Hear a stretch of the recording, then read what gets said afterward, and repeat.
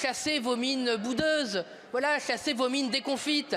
Vous avez été censuré, c'est ainsi. La loi spéciale sera votée et tout ira bien, ou en tout cas, rien n'ira plus mal que quand vous étiez au pouvoir. Je sais que ça vous attriste, je sais que ça vous accable, je sais que vous auriez préféré qu'il y ait une panique financière qui prouve qu'on peut être encore plus mauvais que vous. Mais il n'est pas possible, chers collègues, d'être pire que vous. Il faut que vous compreniez qu'aucune Française et qu'aucun Français ne peut imaginer un cauchemar pire que le rêve que vous vivez dans votre petit monde parallèle, dans le vrai monde qu'est aujourd'hui la France. Vous avez fait écrouler l'école, vous avez ruiné les finances publiques, il n'y a pas de réindustrialisation, les impôts ont augmenté, les collectivités territoriales ne peuvent pas s'en sortir, vous avez abandonné les Outre-mer, nos policiers, nos gendarmes n'ont pas les moyens d'assurer la sécurité publique, la justice n'a pas les moyens d'emprisonner les malfaiteurs, les frontières ne sont pas contrôlées. Ça, c'est le monde réel, c'est le chaos que vous avez laissé en France après 7 ans de macronisme et c'est le chaos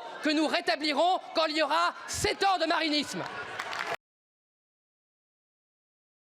En fait, vous ne respectez le pouvoir que quand il est dans vos mains.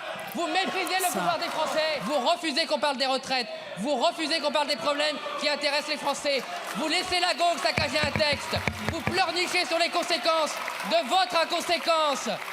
Vous faites de l'antiparlementarisme bas de gamme en faisant croire que l'Assemblée élue par les Français serait moins raisonnable que le Sénat élu par les élus locaux. C'est une honte. Vous faisiez l'inverse, hein ?